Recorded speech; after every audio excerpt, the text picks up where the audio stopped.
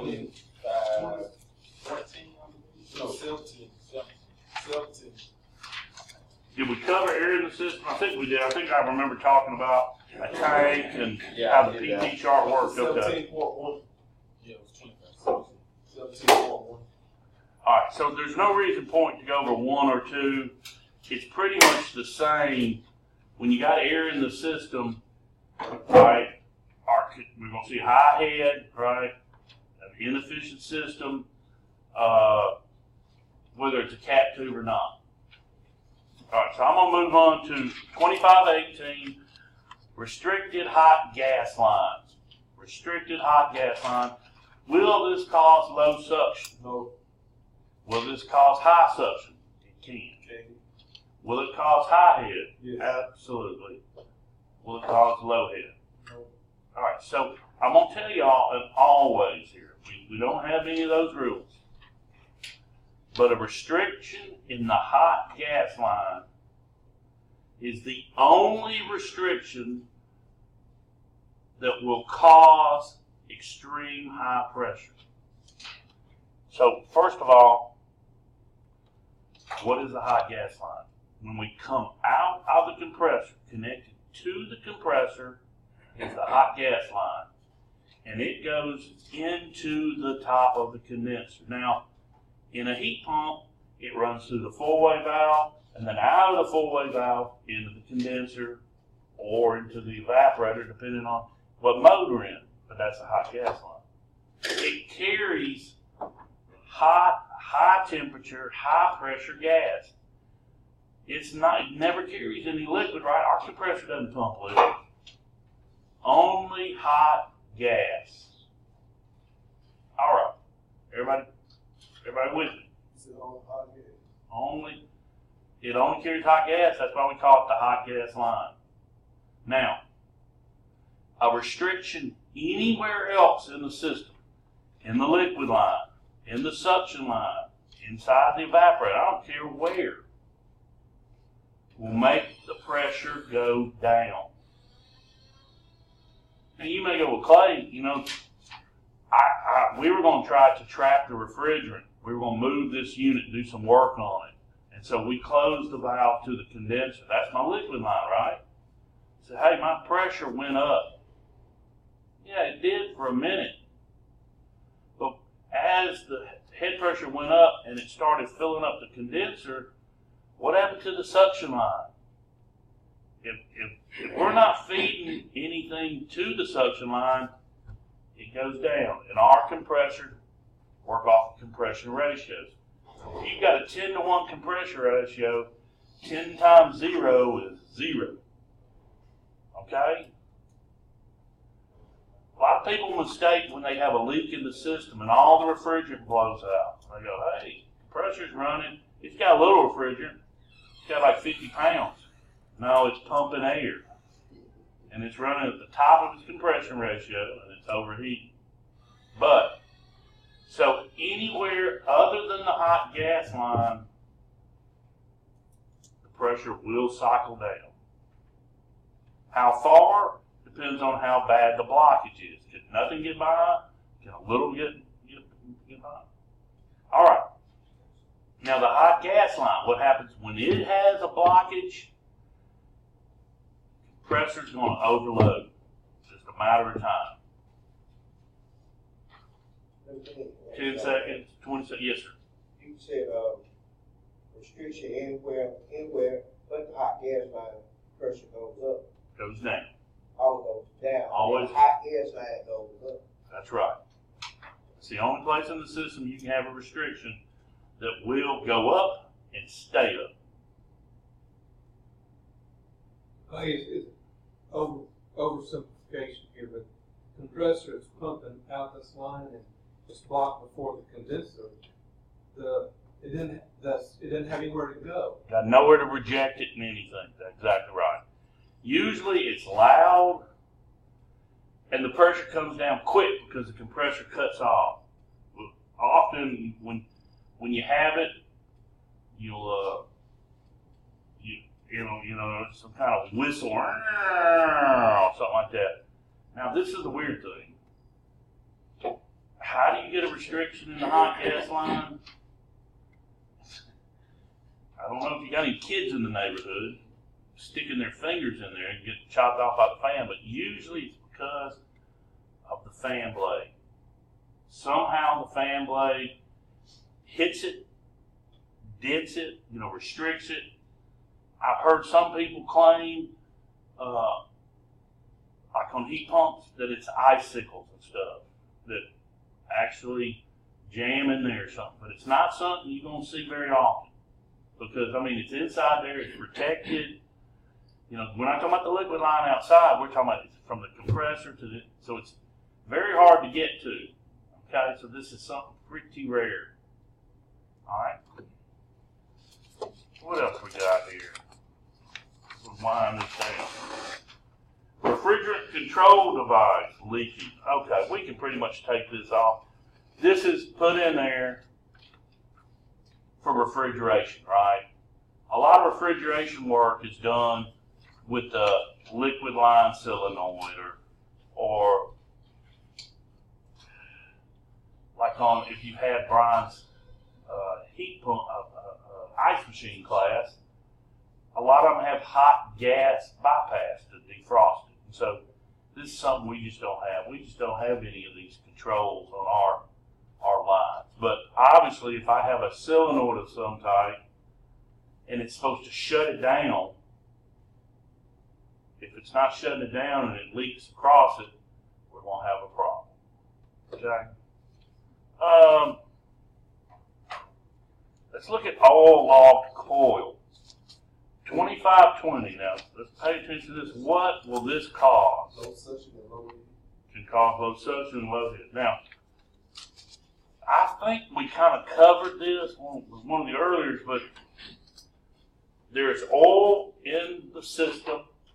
The only thing we want in the system is oil and refrigerant. The reason we have to have oil is because the compressor has to be lubricated. It is difficult to keep it in the compressor. In the old days, they would put oil return lines, oil coolers. You see them on the old refrigerators. But pretty much now we depend on the velocity. They have engineered it where the velocity of the gas in the system moves it back. As long as it doesn't get trapped in an off cycle, right? And I think we spoke about if for some reason the evaporator is at a lower position, gravity-wise, than the condenser. When it cuts off, if the evaporator is at the bottom of the system, the lowest thing, the oil is going to naturally flow down. And if the coil's at the bottom, that's a problem. It's okay when it's running, but if we get it trapped in the evaporator, we're going to have a serious problem. Now, will it not blow through when it's cut back on? Usually not. The problem with that is if it's stuck in the evaporator, it's the lowest point of pressure in the system. It's not going to get pushed until after the metering device. And so the pressure's already reduced and it's already pulled up there, and we have it's very hard to get out of it, because all the curls and turns and twists of the evaporator coil itself. The idea is, if the evaporator is the bottom of your system, you're going to put a trap in. In other words, before you say I'm in the basement, here's my evaporator, I'm going to have some refrigerant line, maybe a foot or two, that's lower than it. And so the oil can collect here before it goes into the evaporator.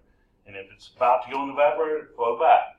And then after the evaporator, I have another trap. And so if it stops and it's coming back from, it was returning and we got cut off, and say I got 10, 20 foot of line heading up, that oil will flow back into another trap. And so it's not trapped in the coil, it's trapped outside of the coil. And I know one time we were teaching commercial refrigeration here, and we cut into a system because it was having that, we pull a vacuum on it. weighing the charge and watching it, the suction pressure would just bottom out. And, you know, students would overcharge it, you know, trying to get it up, wouldn't come up. Head pressure would follow the suction pressure. And we finally cut that sucker open, and it was full of oil. Okay, now, two other things. We can have too much oil in the system, which is bad. Oil, you know, we want it in the system, but just enough, no more. Because anything in there can become more of an insulator, and we end up not getting the refrigeration effect of the refrigerant. So the biggest chance of overcharging your system with oil is when you do a compressor changeout. Why? Because the new compressor always comes charged with just the right amount of oil for it. So theoretically, you should get all the oil out of the oil system. Well, what did I just say? The oil travels with what? The refrigerant. Now, a lot of times if we have a leak, say the old compressor blows its terminals, all the charge very quickly, probably most of the oil went out with it. But if it was a slow death, maybe it had other problems, let's say it didn't even leak. Let's say it just finally wore out electrically. All the oil's in there. And, you know, some people have different recovery methods than others. Okay? So that is another good reason you want to blow that refrigerant out, right? Because it's carrying the old oil. Now, I'm not saying blow it to the atmosphere. But pulling it out really slowly a lot of times doesn't pull the oil out. Okay? Okay. So, just practically then, so you reclaim, then you blow nitrogen through it, and then you pull a vacuum? You would, I would purge it probably with nitrogen or something, trying to make sure I got rid of all the oil. Mm-hmm. And then I would go and braze in my new system, pressure test, and then vacuum out.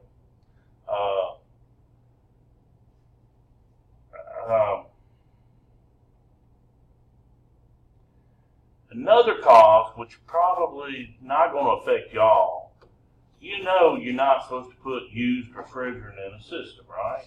I think even legally they say unless the customer owns it. So let's say he's got 5 units on his house. He pulls the refrigerant out. It's his refrigerant. He put it back in his unit. But you can't take it from Mr. Jones and then go sell it to Mr. Adams. We're not licensed to do that. That's a no-no. Now, I'm not saying it doesn't happen. Okay, so, well, when they pull that refrigerant out, it's not virgin refrigerant. In other words, like we buy in a tank, that has no oil, not a drop in it. But when you recover refrigerant, a lot of times it comes with a bunch of oil. I don't know if you've ever been around when we've emptied these tanks. We'll have students recover the refrigerant, might even pull a vacuum on it, and you take some of those plugs out, and you turn that thing upside down, and the oil come a running. All right, and so if somebody has the service habit of installing used refrigerant in the system, you can overcharge it with oil too. Okay. Okay, low ambient temperature. Okay, y'all. What does it say? Minimum condenser temperature is 65 degrees. What will this cost? Low suction. And low suction, of course, can cause low head, right? This is pretty obvious.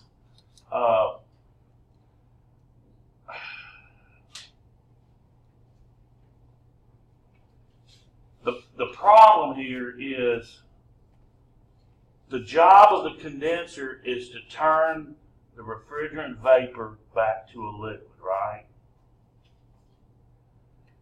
And to do that, we've been talking about I need a 30-degree difference. And some of these new ones out here, maybe 15 degrees, 20 degrees, right? All right. Without the temperature out there, the head pressure doesn't get high enough to give us that temperature swing. In other words, the compressor's trying but it may only can get the pressure, the condensing temperature of the refrigerant 10 degrees higher than the ambient. Okay, so say it's 70 outside. If it's 70 outside, what's my condensing temperature we've been working with here? 100, because we're going to add 30 to it. So I need to pump up to a pressure that's 30 above it. But let's say on that 70-degree day, it's so cool, the pressure's running great. It's not working hard, and it's only pumping it up to 90 degrees. That means there's a good chance that some of my refrigerant is leaving as a vapor, not as a liquid. And if I don't leave as a liquid, then we're going to be starving the evaporator, right? And if I starve the evaporator, that means a lot of superheat, that means I'm inefficient, I'm not getting my capacity, and I'm not cooling very well, okay? Y'all understand that? And let me just say this, some of y'all, it's some of y'all in the night class too, they're going like, hey, this head pressure is low, on all of them. You go, that's because I can't get the temperature up high enough. Some of them, you may want to throw something over it, block it up a little bit. So you can go, hey, now, man, the pressure came up. Maybe it wasn't undercharged or something. Maybe my temperature was just a little low. I wish we didn't have that. If we could have gotten to these when we first started class, it was good and hot, we probably wouldn't have that problem. Right now, y'all are having problems plus a little bit low ambient, if that makes sense. All right, bag compressor, mechanically, look, we looked at this as when we talked about electrical. You're going to ohm it out, right? If it ohms out, but it doesn't come up cutting on, now, you check out everything electrical. Make sure the capacitor's okay. Make sure it's got the proper voltage, right? All right.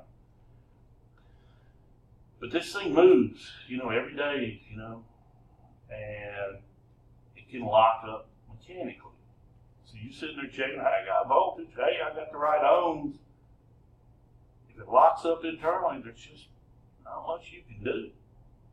Now, on a heat pump, on a 3-phase unit, we can pump it in the wrong direction.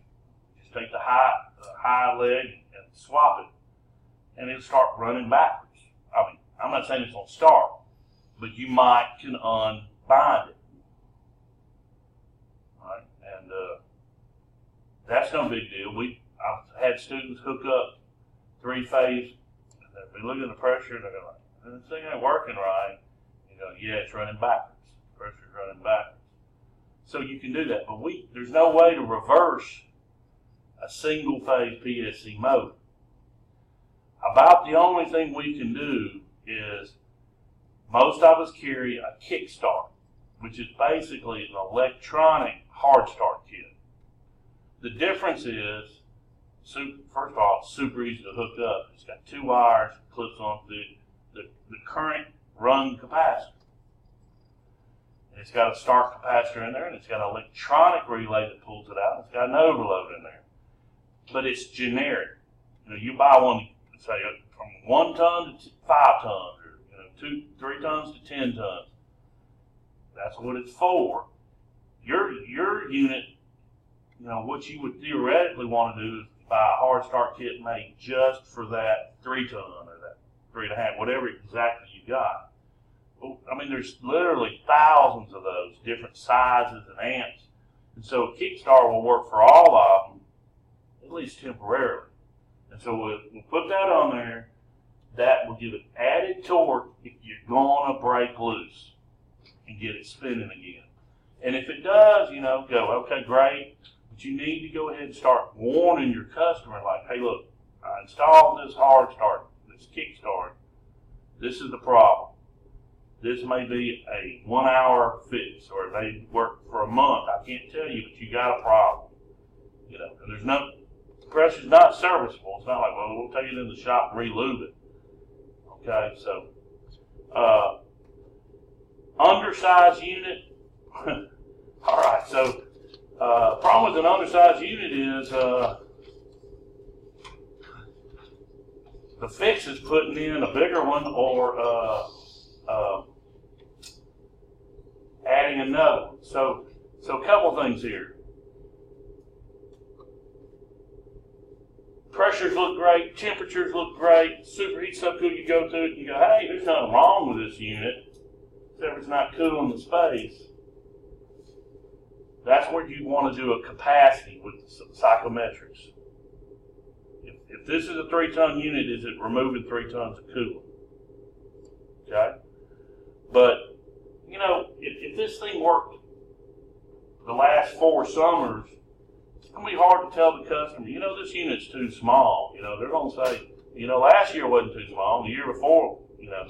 So you might want to look around and see what's going on. If, you know, if they've added onto the house or done something like that, then it may be too small. This is a pretty, I don't think you're going to have this problem. Vibration. When we started with scroll compressors here, we had a lot of vibration and noise problems. They pretty much worked through them. Most of your manufacturers, trust me, if you have a complaint, they've heard it 10,000 times before, and they have some way, something to shut you up. I mean, oh, we're going to send you the vibration kit or the noise kit, because I don't know if they work, but they hear these complaints and they know if they don't do anything, people are more likely to sue. So I've done this before, you get a customer, some of them just wish you never had answered their call, but get them, and so you have to do everything you can, and so there's not a lot to do about this. Mufflers are pretty standard now on all units. You look down in that unit, you go, is that a liquid line filter dryer? You go, no, it's on the hot gas line. That's your muffler, and we're trying to reduce noise and vibration. Sometimes you can get some valve flutter from your compressor, and you'll look at it and you go, like, why is that head pressure bouncing? And sometimes the muffler is going out and it's giving us a lot of flutter. If you see flutter, what would the range be? 100? No, flutter I would mean like 10 pounds tops. Yeah, if it goes up 100 pounds or 50 pounds and back down, that's more of what we call surging. Surging up and surging down. That's a pretty good chance you better start warning the customers that compressor is on its, probably has seen its better days.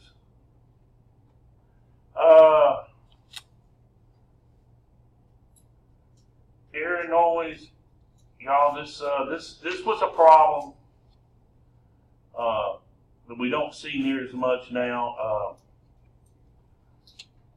How much CFM do we expect per ton now in Alabama? 400. And so if you design it at that, that's going to be okay. But we also, on manual duty, we usually for residential have velocity maximums. And usually if you design a system at 600 velocity or less, you're not going to have any problem. But sometimes when ducts are way undersized and they get up above 1,000, they will kind of whistle coming through, like blowing through a cone, and it can be a problem, but it's usually not that bad of a deal.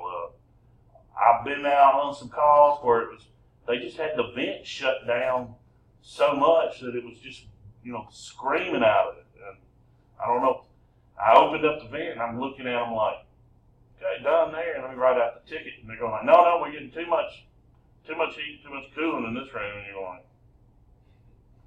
going, well, I can go up in the attic and close the damper. That's going to be another $100.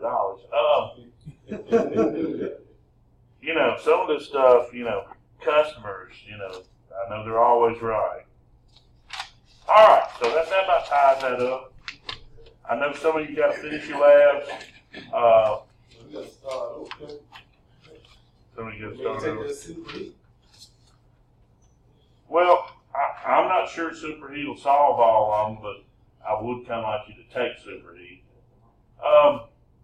Before you leave, a couple of you already turned it in. Make sure you hand in your electrical labs before you leave. I think I told y'all we're gonna have a test Wednesday, right? That's our final. And Monday's gonna be a free day. No, we don't. Month. Sorry, Susan. I was gonna say, you said somebody. More labs.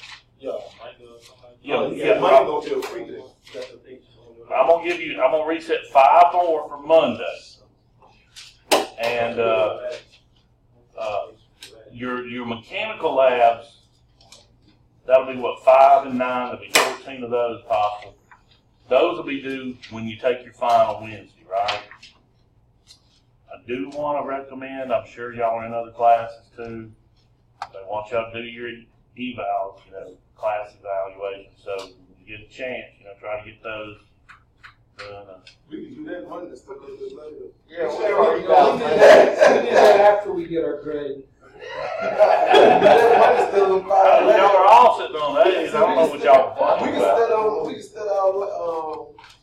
do the rest of the labs. We gotta start all over again. We just had it up. Monday can be the day we do the evaluation. Well, the bad news is I'm gonna be out of town next week, so Sweatman's gonna cover all my stuff. Oh, Lord. That's a take-home test.